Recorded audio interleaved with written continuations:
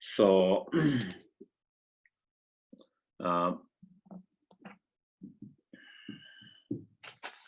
so we have been discussing on the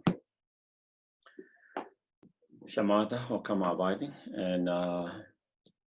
and within that last so far we discussed about create the conducive condition, external and internal, and then we discussed about different objects of the meditations, and then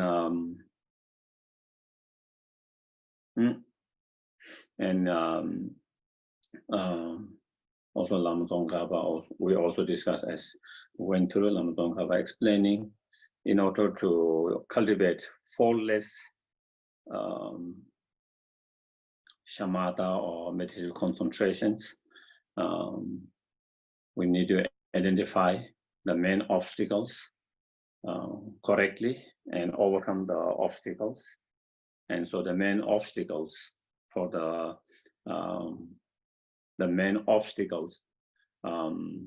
faultless meditative concentration shamatha is the laxity and excitement.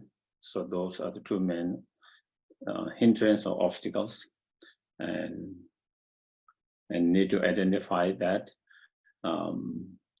what is those excitement, gross, subtle, more subtle, what are the laxity, gross, subtle. And so Lama Tsongkhapa said that he will explain that later. And then so identifying correctly those obstacles and overcoming them and creating the right conducive conditions, and that is cultivating the main tools or method to develop faultless concentration. And within that, then Lama Tsongkhapa explained about cultivating the mindfulness and introspection or vigilance.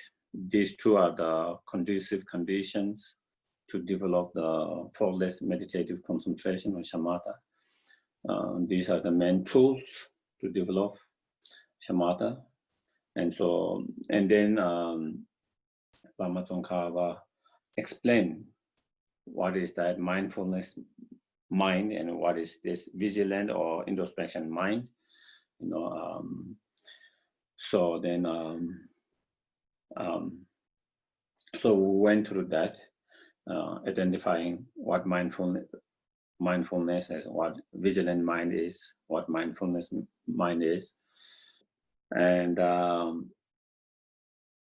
then also Lama Tsongkhapa kind of clarify some misunderstanding by some people, some practitioner, where they have this, the more you relax, the more it's better for the meditations or to develop a shamatha. And then Lama Tsongkhapa, we just finished last week where Lama Tsongkhapa says, that is not the case. And again, the need to know when we need to relax and when we need to put effort, and finding that balance, not totally putting effort all the time, neither totally relaxing. If you relax too much, then you wouldn't be able to find the intensity in the mind. And if there's no intensity, then you wouldn't be able to develop the shamatha. And so that was where I think point that we kind of left last week.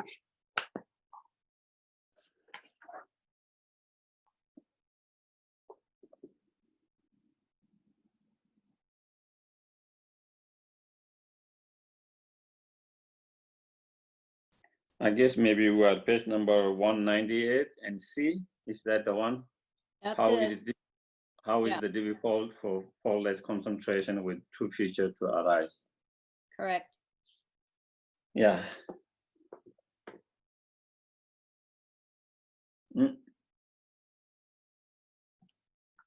So I think I already kind of mentioned a little bit there, because when there is too much of, when we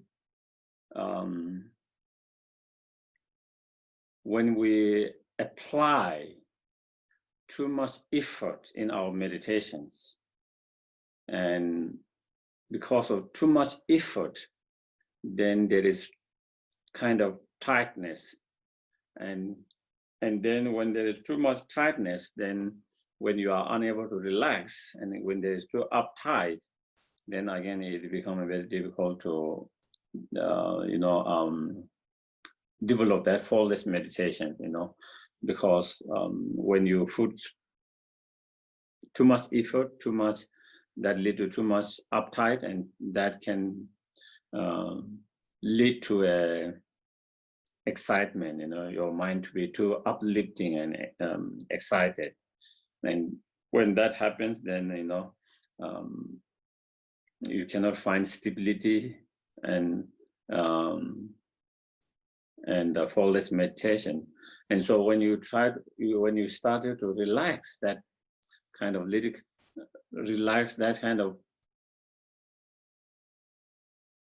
too much effort and too much uptightness, then there is a little bit more relaxation, and with that relaxation, then you are able to find more kind of stability.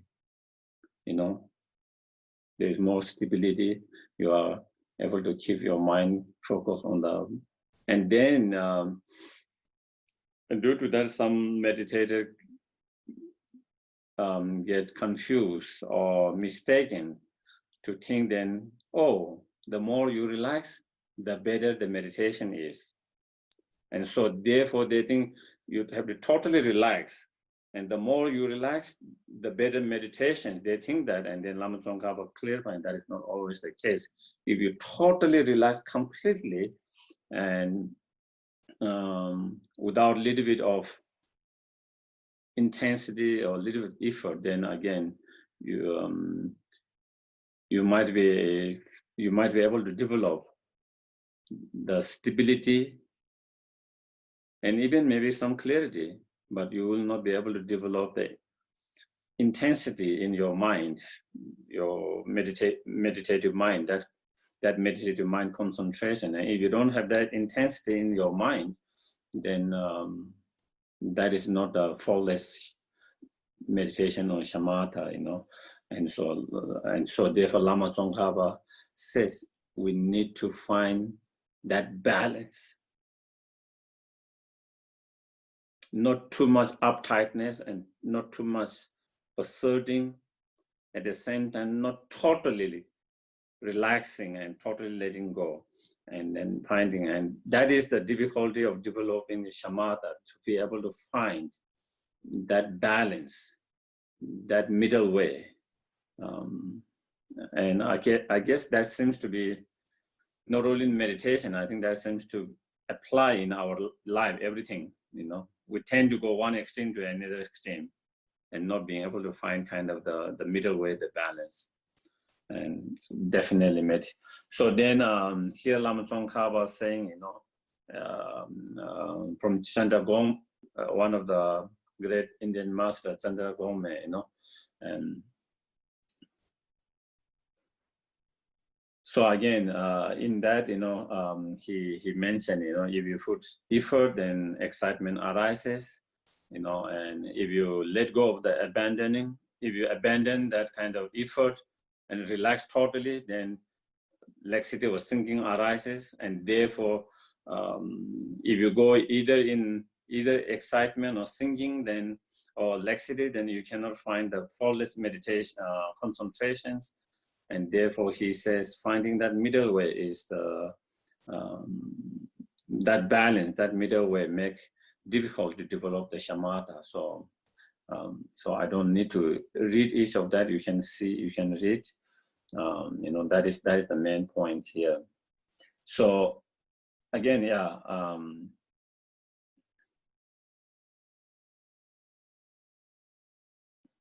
So I think that is the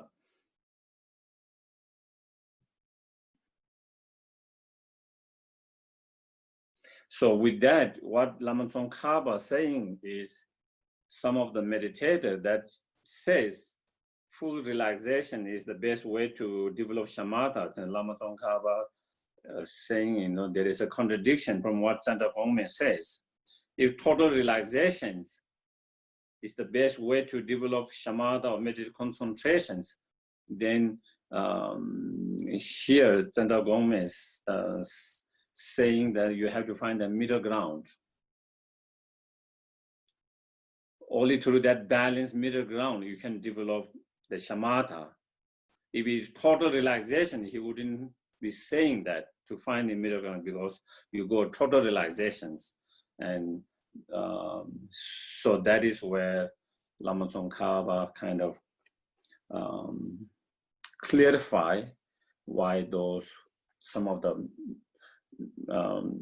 practitioners who think total realization is the best way for develop meditative concentration, why that is not the unmistaken understanding, So, and then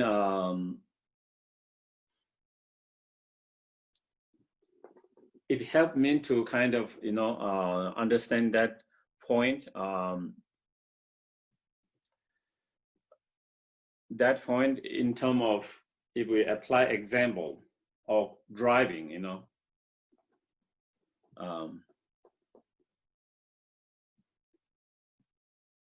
if you push your accelerator too much, then it just moves too fast. But if you totally relax, then it stop moving, And then finding the right balance where you become very smooth and balanced is the key to drive, When I was learning to drive, finding that balance was the difficult point, especially like with the shift, automatic is more easier, When you do the shift, when I tried to learn in India, a long time ago with the shift, and you have to use the brake, accelerator, and all that, and sometimes you push one quickly and it boom goes, stop, and sometimes you push too not enough, then it doesn't move, and finding that balance. And to find balance, your teacher can explain it, the teacher who is teaching you how to drive, he explained what to do, but through your training, through your learning, you have to your experience, you have to learn how much to push and how much to let. You have to find with the experience. It is not just by the saying, oh, you need to push that and you need to brake and this and that, Same in meditations, then we learn with our own experience. If I put effort, if I put this much effort, this much exert, this much little bit, then I become a little bit too excited. Or if I don't put a little bit exertion, a little bit effort, then if I become too relaxed, then there's becoming a laxity or sinking. So then through your own experience, you learn to balance it, watch it and balance it, and then finding that middle way, that balance is the key to develop the shamatha, Yeah, and so I think that is where that is.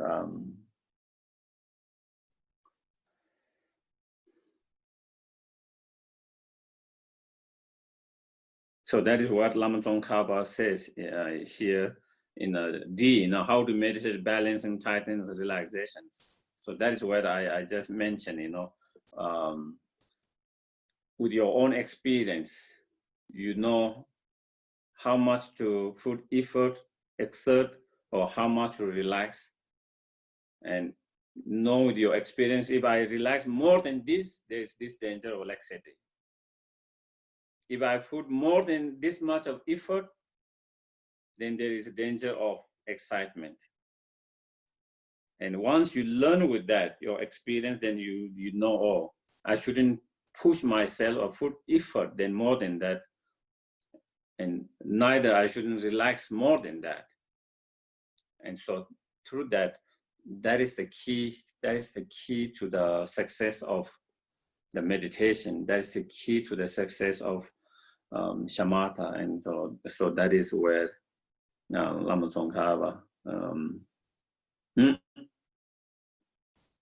And then Lama Tsongkhapa is saying, you know, for his presentations of this view, of course, his own experience, I mentioned last week, you know, Lama Tsongkhapa is already someone who have developed a deep shamatha much more earlier.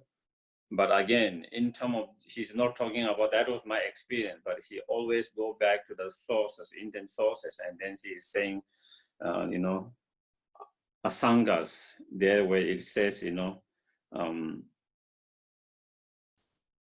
and then again, as you say, you know,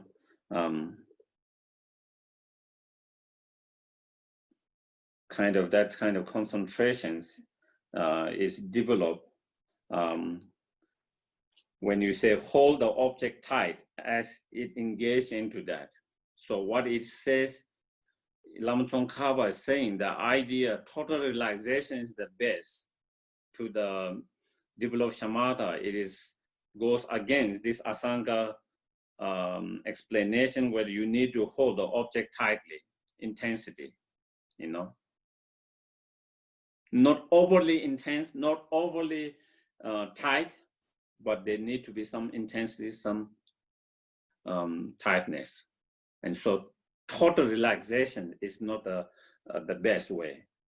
And so that is why, again, as you see the asangas that, yeah, the word where it is to hold the object tight as it engaged into it by the end of that. And then in the stage of meditation, the Kamala Shila, also he said, you should eliminate laxity and hold the object tight, you know. Hold the object tight. It doesn't say you have to relax totally to develop the shamatha, the unmishaken shamatha. So that is where Lama Tsongkhapa source from the scriptural point of view. Of course, one is his own experience, but in terms of scriptural authority sources, those are the way teaching where it says all these great Indian masters who have written on how to develop shamatha. In there, they have clearly indicated that in order to have that shamatha, the mind need to hold the objects tightly with the intensity. And so if you say it's total relaxation is the key to that, then it is against all of these teachings, you know, it goes against all of these teachings. Not only Lama Tsongkhapa own experience, but also in terms of, so that is where,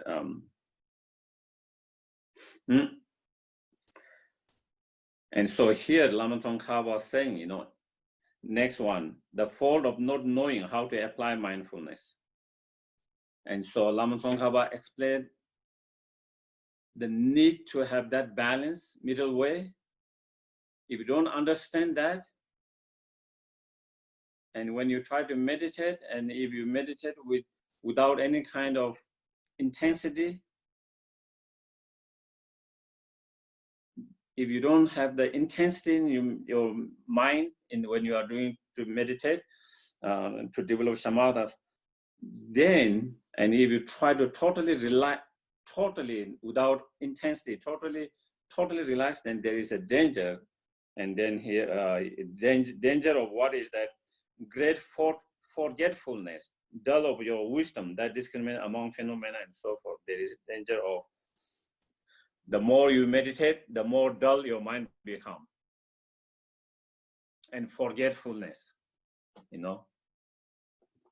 And His Holiness Dalai Lama shared, you know, he said some meditators who have meditated on trying to develop karma abiding, shamatha, or mindfulness. Some of them have shared him. They said like they have been meditating for a long time, and now they realize their mind is becoming more forgetful and a little bit dull.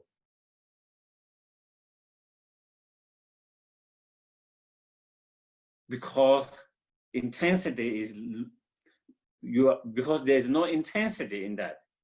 That is the why. So here Lama Tsongkhapa clearly mentioned here, and His Holiness have heard from meditators their experience. They are saying, why, I have been meditating for a long time, over the many years, and they notice their mind had become more kind of a little bit forgetful than before they used to be, and a little bit more dull. Even though maybe the stability is there in relation to the object, and that is where the danger of becoming that when there is no intensity. So not only we need to be able to focus on the object single-pointedly,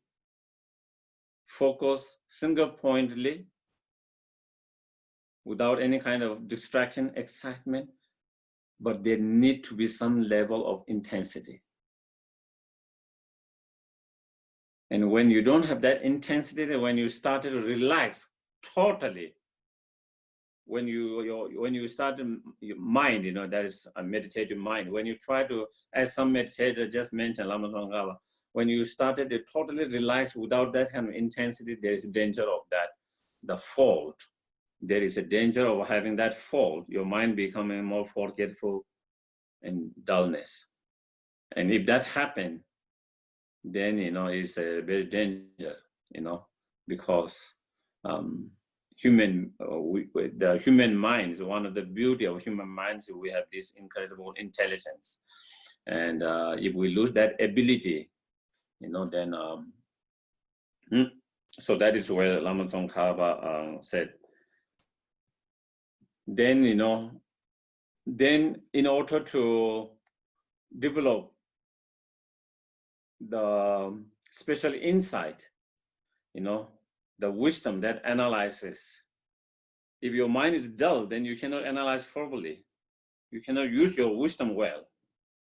Your reasoning mind, your reasoning mind, you will not be able to utilize your reasoning mind so well because of such kind of dullness. And so that is where great forgetful dullness of your wisdom that discriminate among phenomena and so forth. The more you meditate, the more it becomes like that. So that is, and then in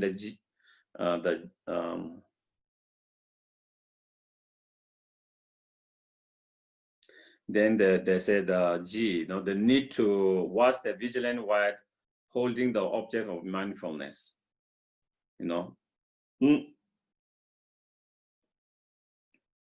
So then cautions, when your mind is totally mindful of objects, so you are not, your mind is totally focused on the object or your meditations. When your mind is totally focused, attentive, and mindful of the objects, you are not, is it important? So is it necessary to have this vigilant or introspection mind, which kind of analyze time to time whether your mind is still kind of focused or not, whether your mind is under the influence of excitement, laxity, or not? Is it necessary or not? So Lama Tsongkhapa is saying it's necessary. While your mind is mindful, tied to the objects by the rope of the mindfulness as give. So because that is some meditator again misunderstand, because your mind is already tied up to the object, focused to the object, you are not losing your objects. So if you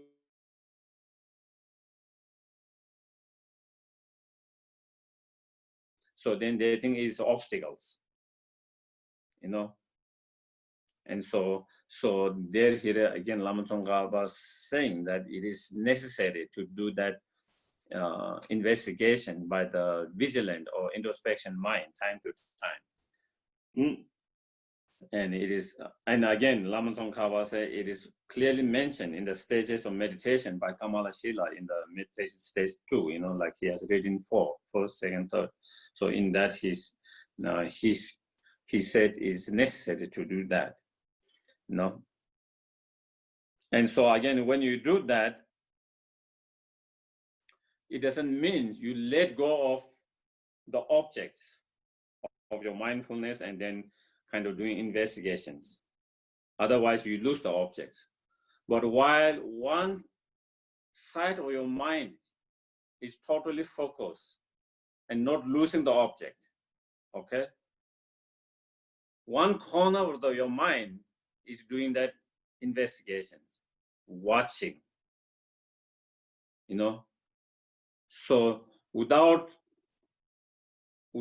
losing the object of your meditations, at the same time, from the corner of your mind, skillfully watching, investigating, whether your mind is fully focused, whether your mind is fully attentive, whether your mind is still to the object, holding the object or not, whether your mind is, you know, getting distracted or excited, whether your mind is singing, whether your mind is becoming under the influence of laxity or not, or whether there's a danger of being excited, whether there's a danger of being falling into laxity. So one side of a corner, skillfully, you do that. And that is the key. That kind of introspections need to be done.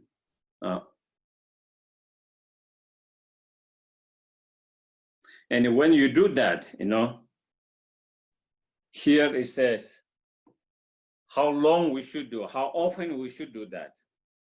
And so there it says within that, you should watch it now and then, neither at too short nor at too long interval, you know. So you shouldn't be doing that too often, because then it can be it can lead to distractions.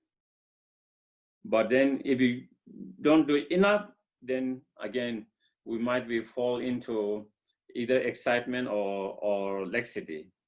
So again, with your experience, at the very beginning, we do more often.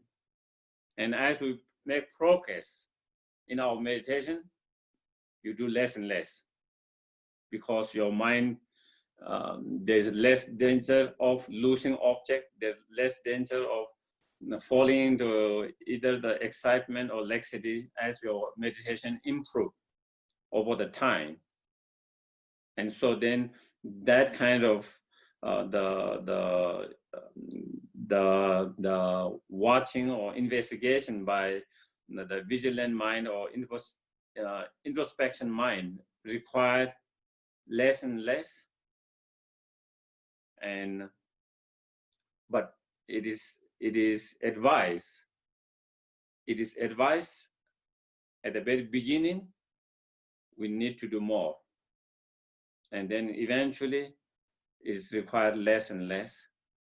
And as we progress, then at time, then we will not need to do that.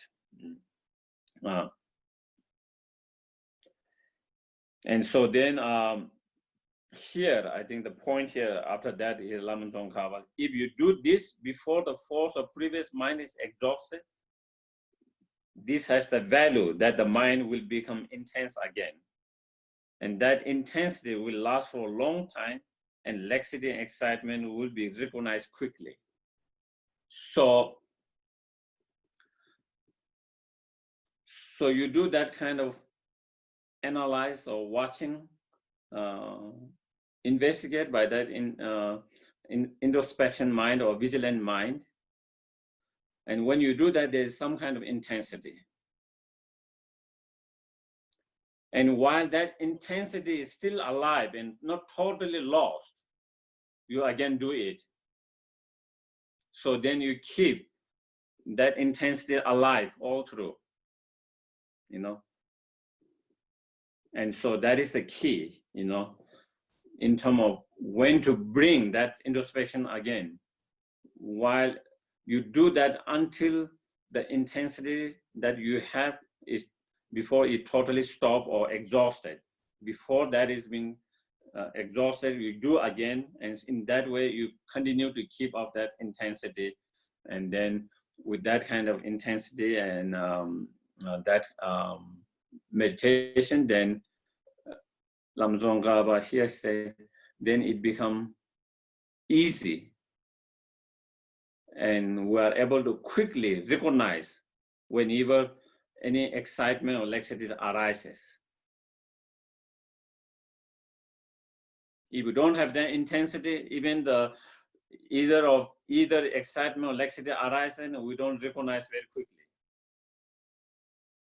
The more quickly we recognize it, the more we are able to apply the antidote immediately, and the more chance of our finding success in our meditations. And so that is the key,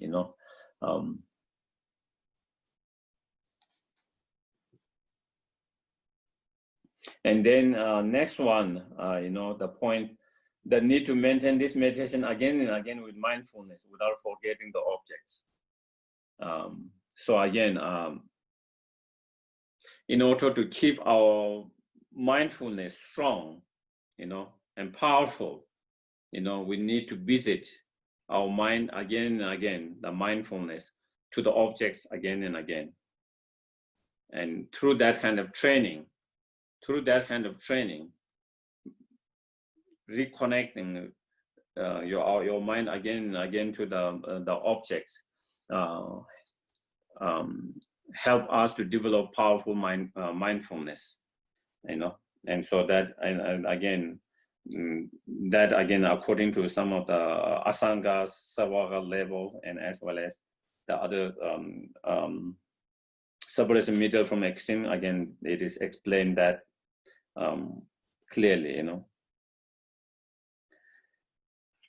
And so Lama Tsongkhapa kind of said the application of mindfulness is the purpose of stopping being distracted from the objects, being distracted from the objects, losing the objects of your meditation and being distracted from that, losing or forgetting it, and so therefore not forgetting or losing the object, constantly mentally expressing or mentally attending it again and again. So you have to bring your mind again and again to the objects. That's the mindfulness, again and again back to the objects, bringing that again and again, reconnecting, rebringing to the objects continuously. And so then here, Lama Tsongkhapa give an example, analogies. So when you are afraid, you might forget. You are afraid of that, you might forget something. You recall it again and again, and then because you do that again, you will hardly forget it later. Isn't it? For example, maybe you are fearful of forgetting some objects, important objects when you need it, and so then you try to remember it again. You try to remember it again and again, so you don't forget, by writing on the notes, or especially in your mind. And then so with that, then later you don't forget it, easily, or you don't lose here in the objects. And so I think that is where then indicating the length of sessions and how long our session could be meditations. What is the best? How long is the best in terms of our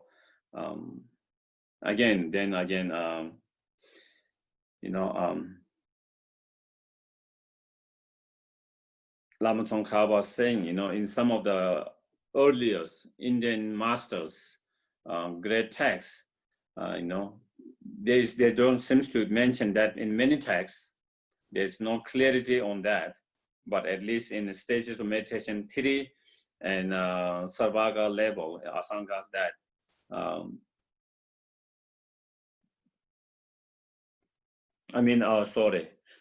like Asanga, Sarvaga level, which explain a lot of details on shamatha, it doesn't seem to give any clear indication of how long the length should be, the sessions.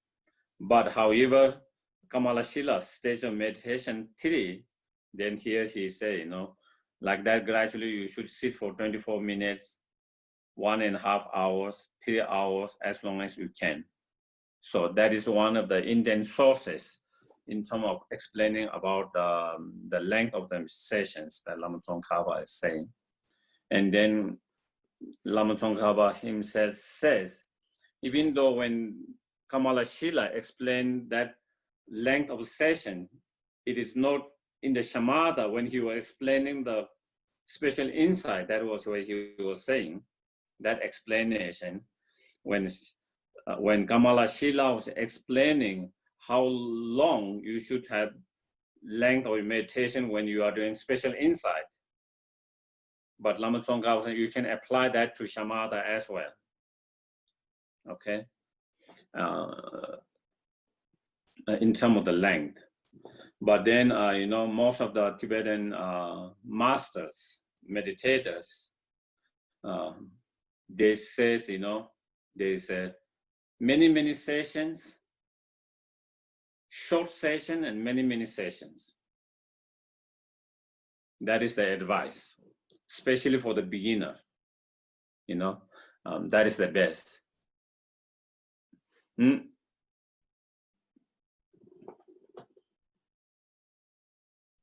Many sessions, and of course, in order to develop shamatha or meditative concentration, the session need to be long and to be able to focus for the long duration without distraction, excitement, and laxity. But to reach that at the very beginning, for the beginner, it will be difficult to develop that, quality, far less quality, long duration without any excitement, distractions, and laxity. And so for the beginner, short sessions, it could be 10 minutes, 15 minutes, but many sessions. Maybe in some commentary, they say 15, 16 sessions a day. Of course, when we are trying to develop a shamatha, we are talking about when you're seriously trying to develop shamatha and all you are doing is meditation to develop a shamatha.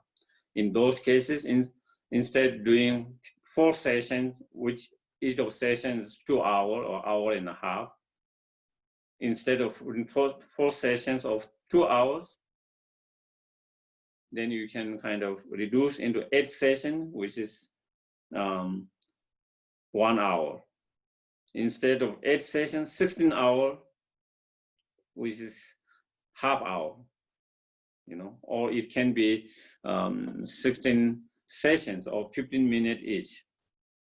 And then slowly as your meditation become more quality, your meditation become more thoughtless and quality, you are not distracted during the period of 10 minutes, 15 minutes, you are doing, not distracted, neither laxity. Then you started to expand slowly, maybe 10 to 15 or 15 to 20 minutes, just little. And then you can reduce. Instead of 16, it can be 12 or 10. But then each session being increased by 5-10 minutes. And then slowly you increase again 5-10 minutes more as it gets better, and then less sessions. And slowly, 1 hour, maybe 8 sessions, and slowly, hour and a half, 6 sessions, and maybe slowly, 2 hours, 4 sessions, and then maybe slowly, 4 hours, and then slowly 2 sessions, 4 hours, and 1 session, 8 hours, 24 hours, that is how. And so the reason is, at the very beginning, if we try to do too long for the beginner, if it's too long, our mind become less focused, less attentive, and our mind can become easily distracted. Or if we are not distracted, we lose, we become kind of little bit kind of dull, sinking, laxity, or there's no kind of alertness or intensity, And so then if we start doing that meditation, then it can become a habit. You do 1 time, 2 times, 3 times, then it becomes habit. Then we do meditations for a long time, but either we are distracted or either our mind is kind of a little bit kind of sinking, dull, no intensity, no alertness. And then if that becomes habit, mental habit, then it becomes very difficult to change. It requires a lot of effort when that kind of become habit in our practice meditations. And then it becomes obstacle to really develop. So quality here is the key. It doesn't have to be long duration to begin with. It can be short, but when you are doing short meditations, you are fully there with the objects, with the intensity and alertness and totally focus without any distractions. And then slowly, skillfully learn to expand it little by little. And that is the key, So that is the kind of the length, in terms of the length of meditations. So here, as there are, I think Lama Tsongkhapa says,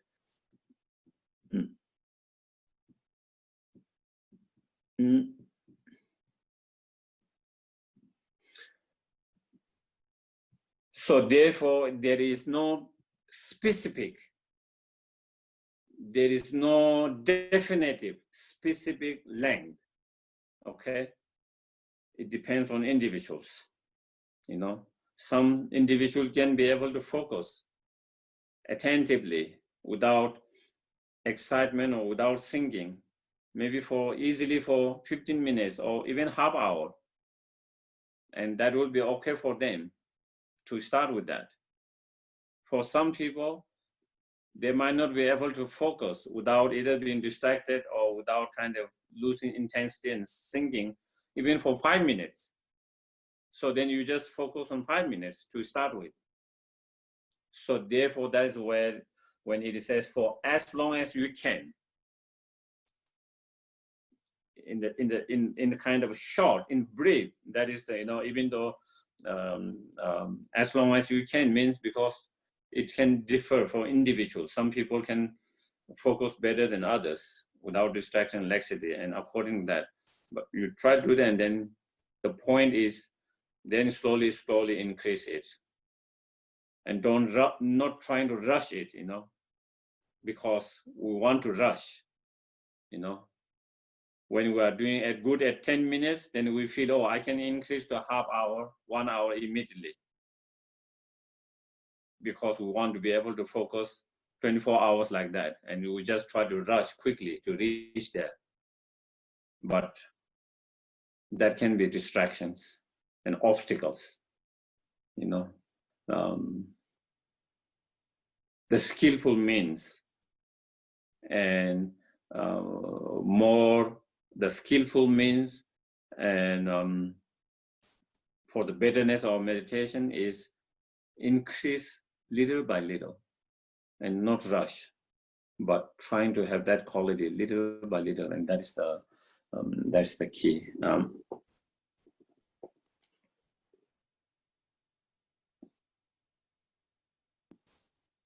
And then I think how it is difficult for beginner to cut through laxity, excitement if the sessions are too long, too long. So that I think I already kind of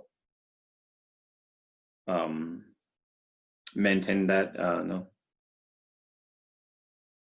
So here, Lama Tsongkhapa, for the most beginner, if the session is too long, then forgetfulness or losing the objects could arise easily, and when you lose that, when that forgetfulness comes, and then we get easily distracted and wander off from our meditation objects, and even when we kind of get distracted and wander off, we are unable to recognize that our mind has get distracted and wander off,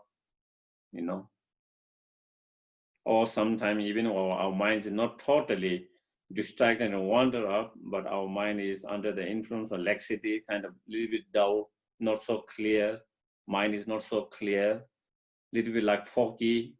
It is the objects is there in your mind, but your mind is like almost like foggy, not so clear, when there is laxity, and so laxity, excitement, distraction can arise, but then we will not be able to identify them quickly, for beginner when it's too long.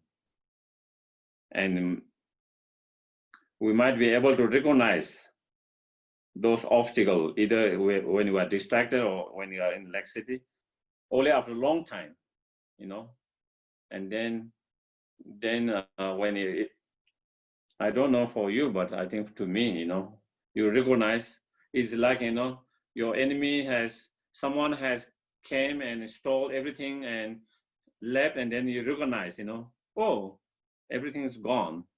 Who came there?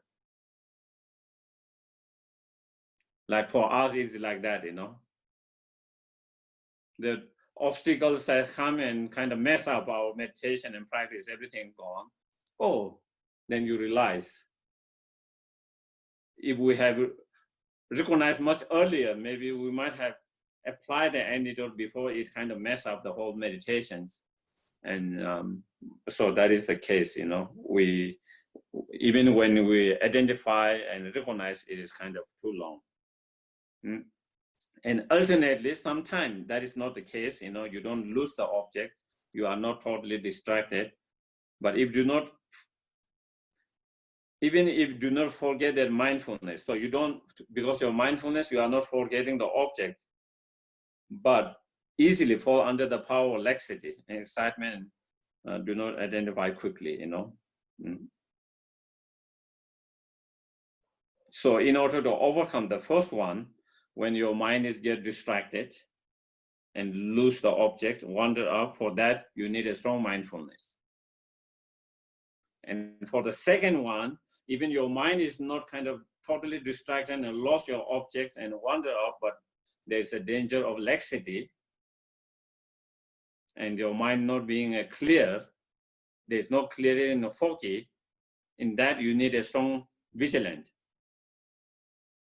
Okay, for that you need a strong vigilant.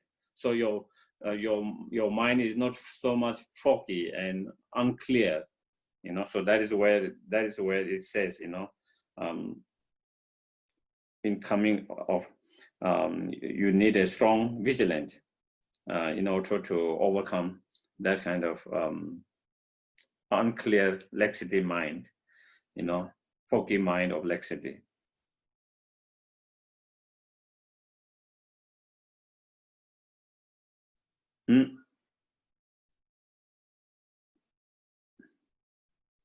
So then that Lama Tsongkhapa saying, specifically, it is a lot worse to forget the meditation object. Of course, when you forget and when you lose the meditation object and get distracted, I mean, then that is worse. That could be the worst, when your mind totally wander off somewhere else and you totally kind of lose the object of your meditation. That will be the worst, to develop a meditative concentration on shamatha. But and then fail to identify the occurrence of laxity and excitement, then not to identify laxity quickly and still remember meditation objects. So it's worse when it's totally off and kind of it still don't identify. But while you are not totally off and distracted, while you are still on meditations and mindfulness there, but still one side you are starting to get distracted. From one side, your mind is starting to become less clear and foggy. And then if you identify that, it is better, but still it is an obstacle. It's still obstacle. So, and therefore the quicker you are able to identify, the better it is. The more quickly you are able to identify, the more better it is. And to be able to identify when we are under the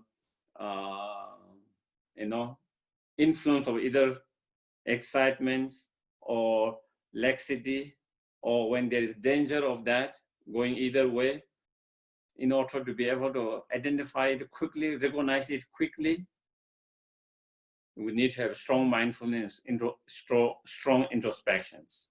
The more stronger mindfulness, the more stronger introspection mind practice we have, the more we'll be able to identify, recognize quickly.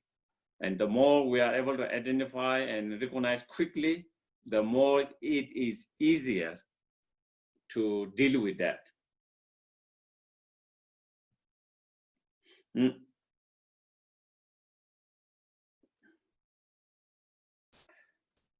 And so here, Lama, therefore, as an antidote that counteract distractions and deteriorations of mindfulness, the method for maintaining mindfulness explained above is the very importance. Okay, that is the key. So again, we already Lama Tsongkhapa always explained earlier, the method to maintain mindfulness. So again, kind of revisiting or reconnecting with the object again and again, again and again. That is how you try to maintain your mindfulness, as explained earlier. And then C, the need to act according to one's mental ability and so forth,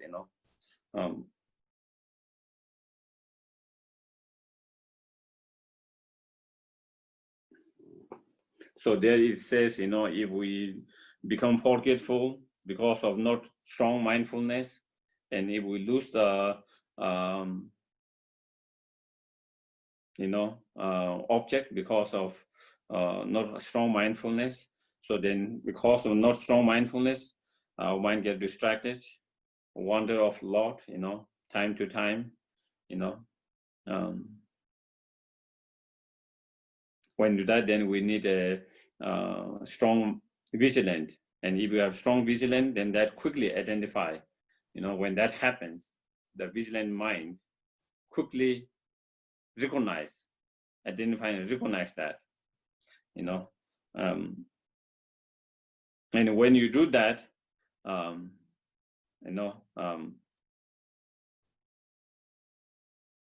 your ability to identify and recognize is weak and not strong, because your mindfulness and introspection is weak, because your practice of mindfulness and introspective mind is weak.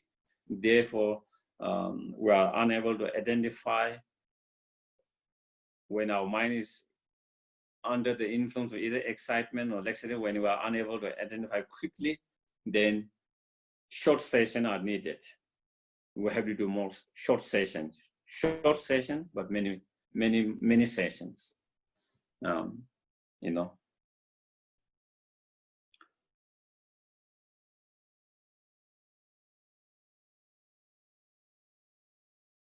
mindfulness is quite good, strong. So therefore, you don't have so much forgetfulness or losing the object. And therefore, because your mindfulness is stronger, your vigilance is stronger, you are able to identify and recognize when your mind is under the influence of either laxity or excitement, then we can recognize it quickly. Then there is nothing wrong with slightly longer session either. Then we can have longer sessions. Then we can have longer sessions because your mind, because of the strong practice of your mindfulness introspection, you are able, even when your mind is,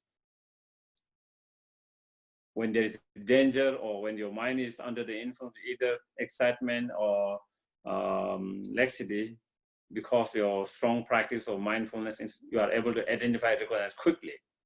And so therefore, when you have that ability,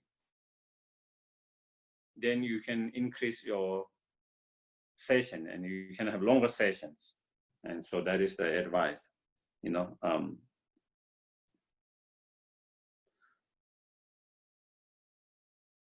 And with that, then that is where the Lama Tsongkhapa is then explaining about the meaning of the previous stages of meditation theory, where it is, like 25 minutes and so forth, but it's not specific, exact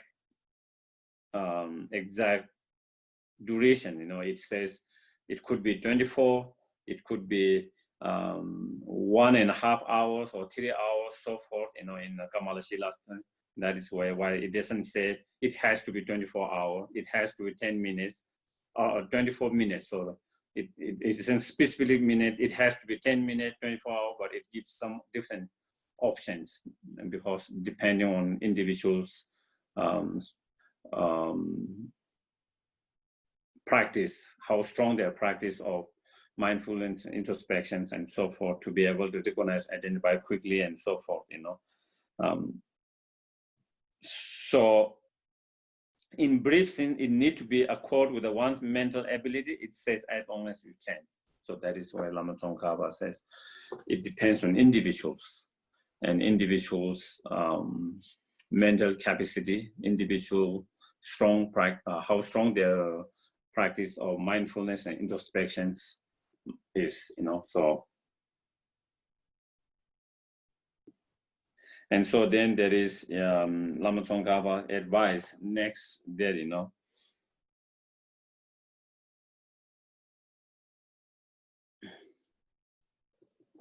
Lama Tsongkhapa here advice, unless when you are meditating, here of course specifically on trying to develop shamatha or karma abiding, unless you encounter, some kind of temporary physical and mental difficulties, harm, challenges, we need to persist and continue the practice and meditations, okay? Instead of kind of breaking, doing some meditation and taking off for a long time, and again some meditation, not being persistent continuity, the more, if you don't have that persistent, that same kind of continuity, then it's hard to develop the meditative concentration, shamatha or karma abiding, so that is important. But of course, if we face some kind of obstacle, challenges on physical level or mental level, then we need to take care of it, and we need to relax. We need to take a rest. And once that has been dealt, whether it's on physical level or it is emotional, mental level, that kind of challenges, obstacles, whatever that is, once we have dealt with that, then again we continue to meditate and continue to that. And so that is important. That is important to have our success in our meditation. That is important. So Lama Tsongkhapa, that is the meaning of expert, the wise ones who know how to meditate properly. So you should understand acting like that to another factor for the length of session. So that is where Lama Tsongkhapa explain what it means to be wise in your meditation. When you know that, how to do that, how to increase your meditation, how long it should be, and how to increase and when to increase, knowing all of that, and also knowing when you need a break and need to relax and rest, knowing when to rest, when to relax, when to rest, and knowing when you need to exert a little bit, when you need to put more effort. Knowing that, all of that, knowing and applying, that is the wise expert meditator. And those wise and expert meditators will have more success and quick success in their meditations and practice. Again, that is, I think we also went through that when we talk about the sixth perfection in terms of perseverance. There were 4 conducive conditions, and one of them was resting. That's the key. Knowing when to rest and relax. I think that is one of the. I think that seems to be one of the obstacles for many of the practitioners. They don't know how to relax and rest when they need it, and they push themselves, and then they break down, and then they cannot continue to meditate because there is total breakdown, sometimes on physical level, sometimes on emotional level, sometimes there's breakdown on both physical and emotional level. And why? Because they didn't, when they needed some rest, how to relax, how to rest, because their body requires sometimes your mind required it, and they didn't pay attention to that because you wanted to resolve quickly and pushing and pushing and pushing, and then you end up like that. Either we become too lazy, we don't do anything, or whether we push and push and push.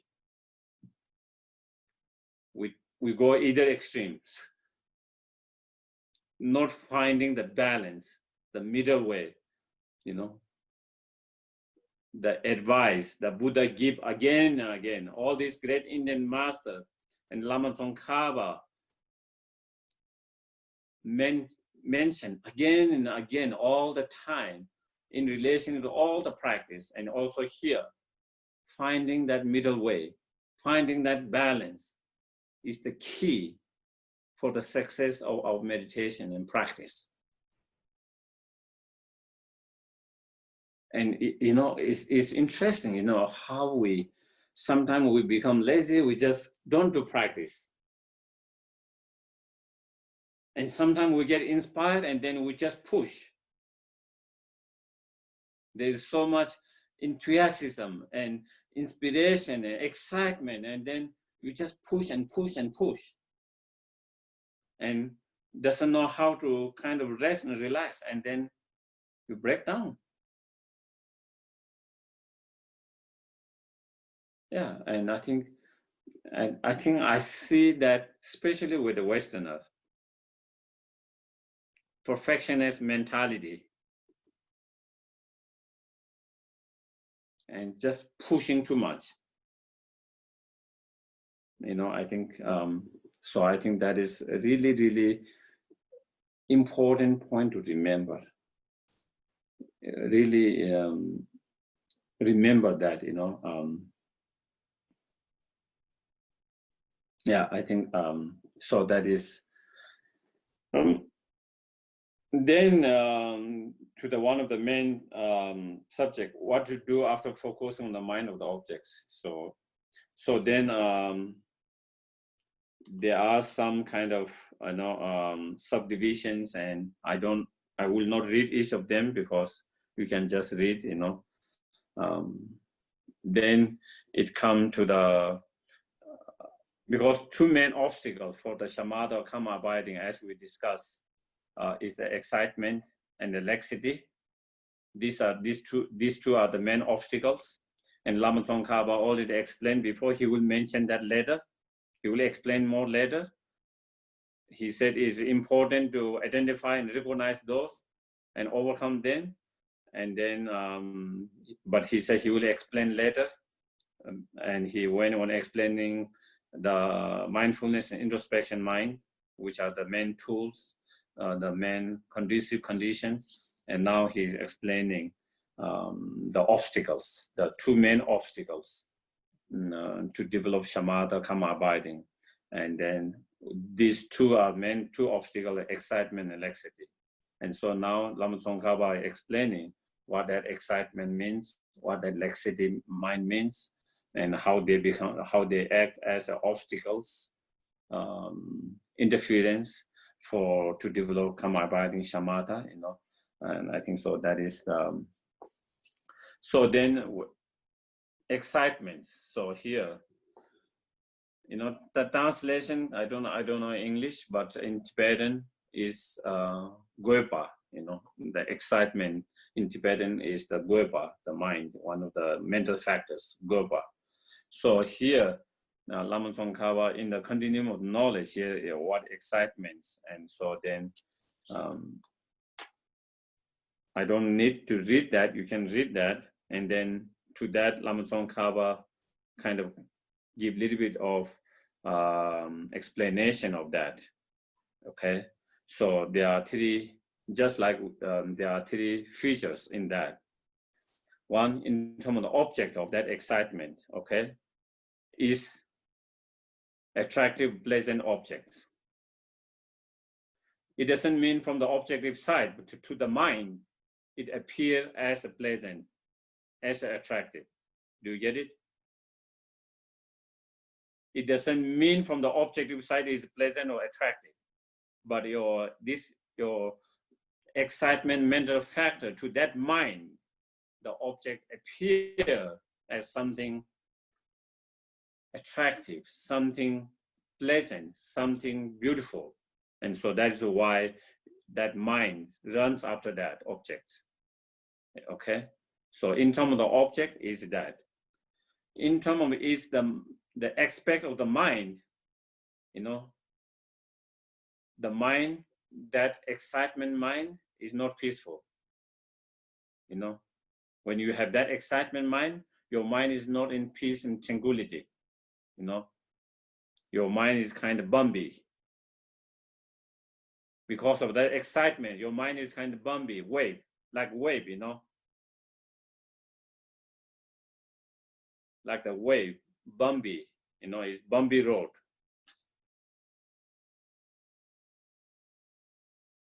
There is one road I forgot from the old center to when I was staying with John and Susan.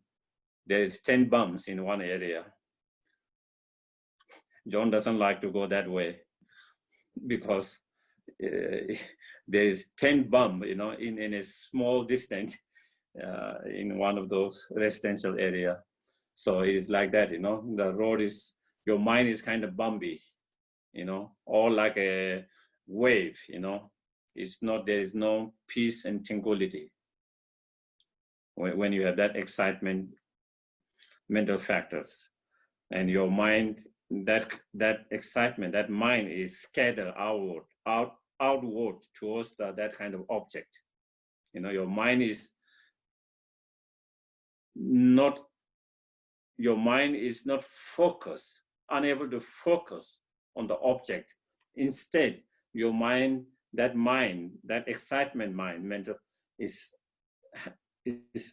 kind of distracted or scattered towards the outwards, the objects. So that is, and in terms of this excitement, in terms of the delusions, so then it's a part of attachment.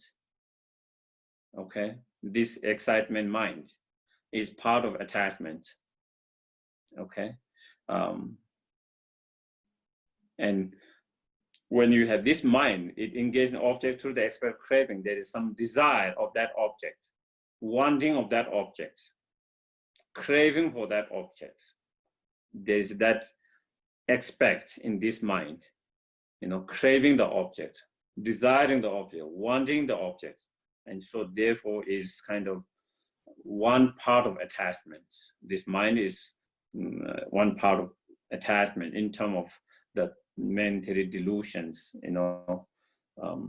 so it is a deluded mind. Okay? And it's functioning. So what is the functioning of this mind? Is disrupt the mind abiding on its objects. So when you have this excitement mind, your mind is unable to focus to the objects. Your mind is unable to abide attentively, focus without being disrupted, without being distracted. That is the functioning of that. So we have to understand, even because normally in our ordinary world, when we use excitement, it's not same when we use here what we mean excitement, okay? We shouldn't think of word in our ordinary, the way we use our ordinarily, okay? Here it is a state of mind, particular mental factors, which has all these different features in terms of object, in terms of its aspect, in terms of that functioning. So sometimes, because if we think this excitement in normal way, then we might have misunderstanding. Here is where it is explaining about specific mental factor that has all these kind of qualities, those kind of negative qualities. I don't know that I want to use the right word, negative qualities, but it has those qualities in terms of object, in terms of how that mind expect, in terms of functioning of that mind. So that is something that we need to understand, keep in our mind. Because in general, if we don't be specific, then in general it can be, we can have excitement towards something, not necessarily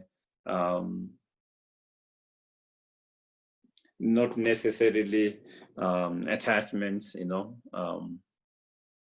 So I think, how do you differentiate between true bliss in meditation versus excitement? I tend to get excited when I achieve some sort of visualization when I meditate.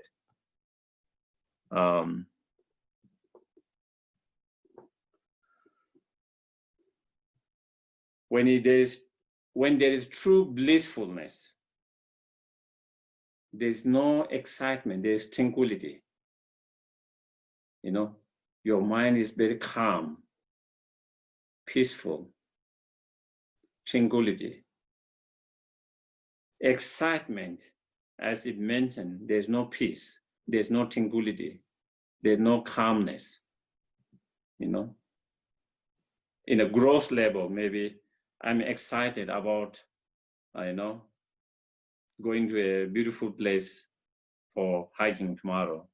Maybe my mind might get excited. Or I want to go and watch something entertainment. Or I'm thinking of, maybe going home tomorrow. Maybe I might be excited. And when that excitement make me not so calm, peaceful, maybe I might have a little bit of difficulty of going to sleep easily because my mind started thinking about that because of that excitement. So your mind is not, there's no total peace and calmness, tranquility, because with that excitement, your mind started to become very active and started thinking about that and all of that, Whereas blissfulness, when you are true blissfulness, then it's just so much calm, peaceful tranquility it is there. And that is, so there is difference between that. And especially when you talk about this excitement, this particular mental state of excitement then of course, is a part of attachment, whereas blissfulness, that comes through the wisdom, realizing the emptiness or others, that is antidote towards the attachment. It is not the attachment, but actually is the opposite antidote to the attachment. But still, there's a blissfulness come in that. So therefore, yeah. So I think we will stop here, and so again, it can be helpful to really watch our mind, and when we have excitement, watching how our excitement affect us, and does it has same quality that you're explaining here, does it has that kind of unpeacefulness, does it has some kind of level of desire, one craving, that does it have some certain qualities of that kind of disruptive and distraction from being focused, and then we don't learn about that just from scriptures, but we also learn from our experience. Okay, we learn from the scriptures. What is that mind? Next exercise is then we identify with our own experience. When I'm excited, how does my excitement affect? How does it respond? And does it has all this quality that is mentioned here? And through that kind of comparing our own experience with what is said, then you started to have conviction in those teachings, because it concurred with your own direct experience. Otherwise, sometimes we think, oh, in the scripture they say it, but I'm not so sure how it is. Do you get it? And so in order to have more stronger convictions and trust in the teachings, we learn there, and then we experiment with our own experience, we observe, and then identify, recognize, and then, oh, exactly that is how in the teachings, in the scripture it says, and now I can see that is exactly how my excitement mind function, the same way, how it has same qualities, and then you begin to have more convictions in those teachings, and even some of the things which we cannot experience immediately, but we can have a conviction because other things we have been able to identify, and it was so clear with our own direct experience, and therefore some experience, even though we don't have access, but we can have trust, confidence that it is true. It's like you have been relying on certain, scientists who have given you evidence, and who have always tried to give the true evidence, truth. And so even when they are not so clear, but you can trust that source. Do you get it? Because of the past, they have been truthful. Because of that, they have given the right information. So even some of information is, even you don't have total understanding clearly at the moment, but you can have trust and confidence of that. And similarly, also that is, and so, yeah. So I think, yeah, we can do the dedications.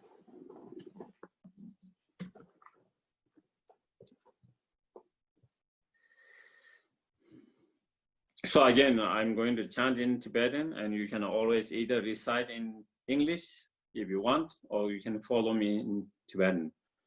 Gewadi nyodo da lama sangye dubyo do chi jang ma le ba te sa la kwe pa sho chang jo sem jo ren bo che ma ke pa na ke yo che ke wa nyam ba me ba yang kong le kong du ke wa la sho.